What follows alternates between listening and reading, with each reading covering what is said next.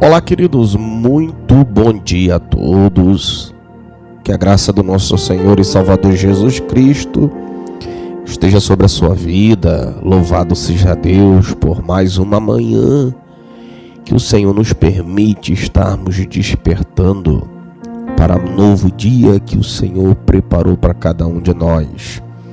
Que o Senhor te abençoe nesse dia, nessa quarta-feira que eu já profetizo que é a melhor quarta-feira da nossa vida. Receba de Deus o renovo, receba de Deus a graça, receba de Deus as bênçãos que Ele tem para a nossa vida.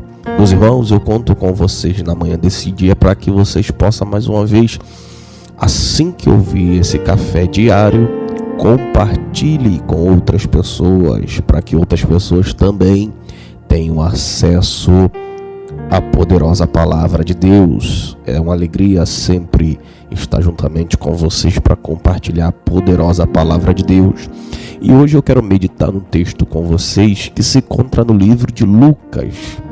Livro de Lucas, capítulo 1, versículo 37, que é um versículo muito conhecido, que diz o seguinte: Lucas capítulo 1, versículo 37, porque para Deus nada é impossível. Amém? Vamos repetir? Porque para Deus nada é impossível.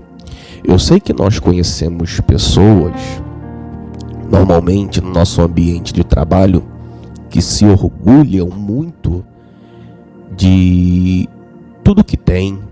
As pessoas, elas se orgulham de tudo que conquistam, de tudo que pode comprar.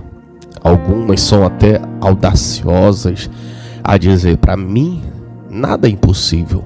Tudo que eu quero, tudo que eu desejo, eu faço. Eu sou capaz de tudo. Porque ele entende que o fato de ter dinheiro, condições, de fato ele pode tudo.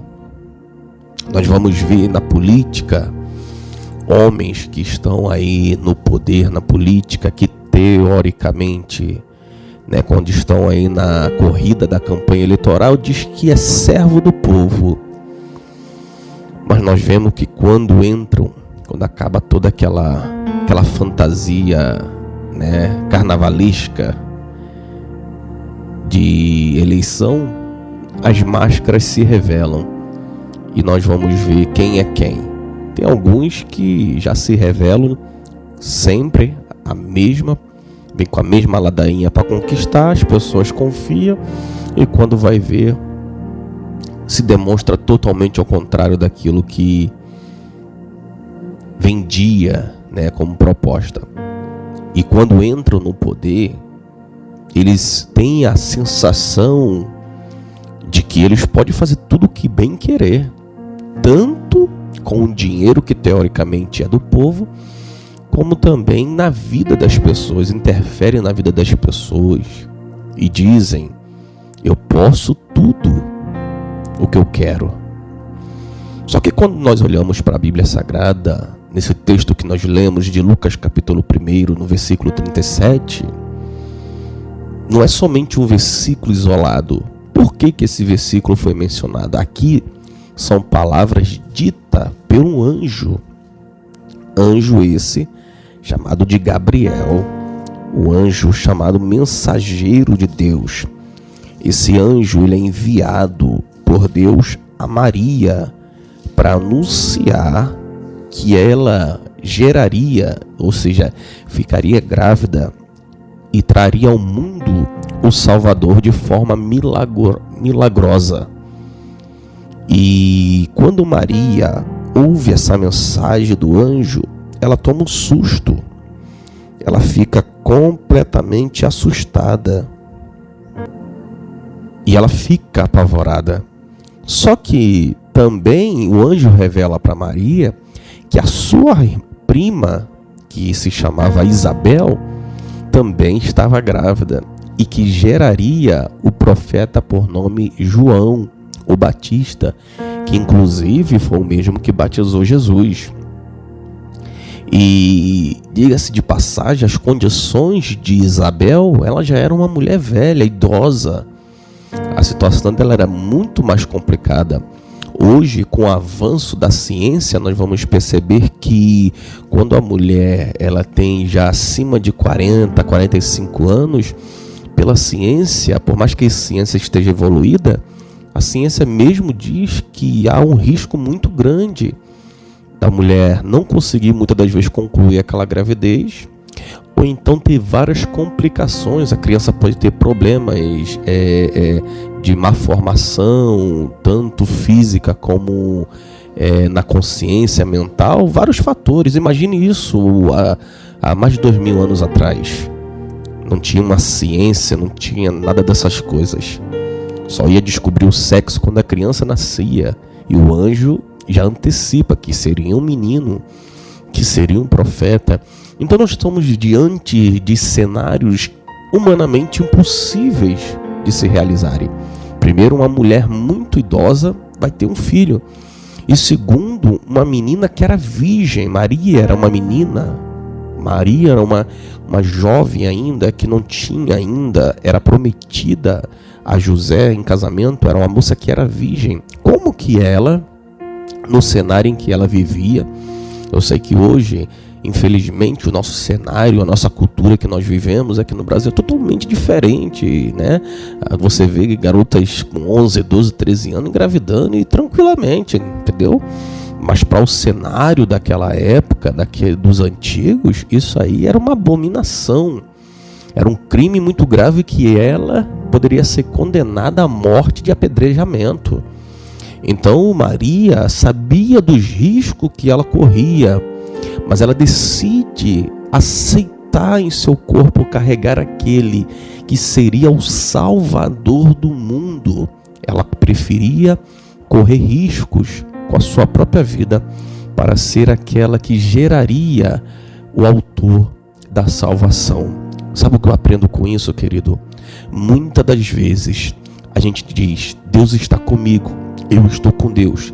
Mas muitas das vezes a gente não entende e não está disposto a se sacrificar por aquilo que a gente diz que acredita.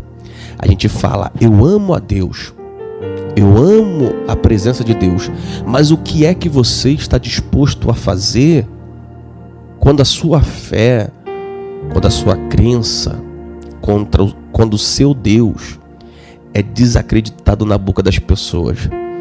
Tem pessoas que é cristã, que vai ouvir esse café diário, que ninguém no seu ambiente de trabalho tem vergonha de dizer que é cristão, tem vergonha de dizer que é aquele que carrega a Bíblia, tem vergonha de se titulado como o crentezinho, o Bíblia. Eu quero dizer uma coisa para você: o que você carrega dentro de você não é algo humano. O que você carrega dentro de você é um Deus Todo-Poderoso que morreu na cruz para te salvar. E você tem todo motivo de se orgulhar, de bater no peito e dizer, eu sou cristão, acredito em Deus, acredito que o seu filho ressuscitou dentre os mortos e está vivo à direita de Deus. O meu convite nessa manhã para você, querido, é que você entenda que a presença de Deus que está sobre a sua vida, ela não deve ficar sendo escondida. Você não deve ter vergonha de bater no peito e dizer, eu acredito num Deus que ele foi cuspido, humilhado, apanhou, foi morto, mas que ressuscitou e hoje está à direita do Deus Todo-Poderoso, regendo todo o mundo, e que prometeu que um dia voltará para buscar aqueles que nele acreditam. Porque se eu e você vivemos dessa maneira, aí sim nós iremos ver o impossível dele na nossa vida. É impossível, querido, ver o impossível de Deus na nossa vida se a gente tem vergonha de falar dele para as outras pessoas. A minha maior alegria e satisfação é quando eu tenho oportunidade e espaço para falar dele. E não é somente na igreja não. Eu não me preocupo se eu vou estar com o microfone na mão pregando em cima de um púlpito de uma igreja. Eu não me preocupo. Claro que isso é importante, não estou desmerecendo, mas tem pessoas que valorizam isso e acham que está sendo convidado para pregar em várias igrejas, que isso é alguma coisa. Não, irmão. A minha maior alegria não é pregar somente na igreja. A minha maior alegria é quando eu encontro alguém no meu trabalho, alguém no meio da rua, e que Deus me usa com seu Espírito para dizer que Cristo vive, para dizer que Cristo, Ele é o Senhor de toda a terra. Desculpe se talvez isso vai magoar alguém, querido. Desculpe se talvez isso vai ofender, mas não é meu interesse nenhum. Os seus santos que estão na sua cabeceira da cama, as suas imagens, o seu terço, que você anda com ele sempre aí na sua mão, as suas imagens que você tem na sua casa, o seu quadro ali, da sua imagem que você venera. Desculpe, com todo respeito, mas aquelas imagens não podem fazer absolutamente nada por você. Você que tem uma Bíblia aberta dentro da sua casa, no Salmo 91, no Salmo 23, isso não pode fazer nada por você. Ter uma Bíblia dentro da igreja ou dentro da sua casa não significa absolutamente nada se ela não for lida diariamente, se ela não for esmiuçada, lida intensamente. Porque não adianta eu ouvir falar da história de alguém se eu não me aprofundo e conhecer aquele que a história está sendo falada. Eu convido você nesse dia, nesse café diário, eu convido você, meu querido, a vivenciar uma experiência com um Deus que não está preso na parede, com um Deus que não está num quadro, com um Deus que não está nas imagens dentro de centros espírita, dentro de candomblé. Não, eu te convido a conhecer o Cristo vivo, aquele que disse: fui morto, mas hoje vivo para todo sempre. Ele não deixou nenhuma imagem ou não se preocupou com a sua imagem, porque ele entende que muito mais do que adorar a sua imagem é adorar quem ele é. As pessoas ficam presas a imagens, mas quem adora Cristo entende e adora pelo que ele é, pelo que ele fez.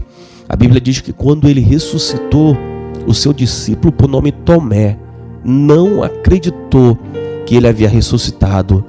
E dias depois, Jesus aparece para Tomé, e Tomé vê que de fato Jesus havia ressuscitado. E ele corre, se ajoelha perante Jesus e diz: mestre, o Senhor está vivo. E ele disse: Tomé, bem-aventurado é aqueles que não viram, mas creram. Ou seja, eu não preciso ver para acreditar. Eu não preciso ver sinais para crer nele.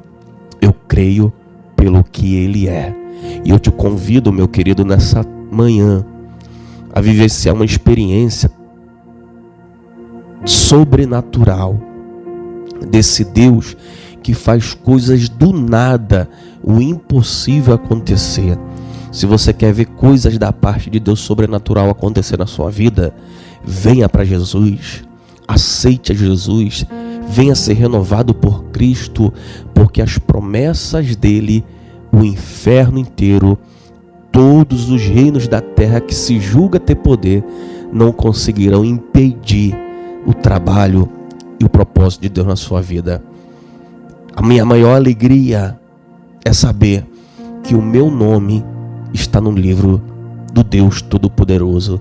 A minha maior alegria é saber que o meu Deus, o meu Senhor, que morreu pelos meus pecados, pagou o preço pelo que eu não merecia, ele está vivo e está dizendo para mim, e está dizendo para você nessa manhã: continue, porque eu vou fazer o impossível na sua vida.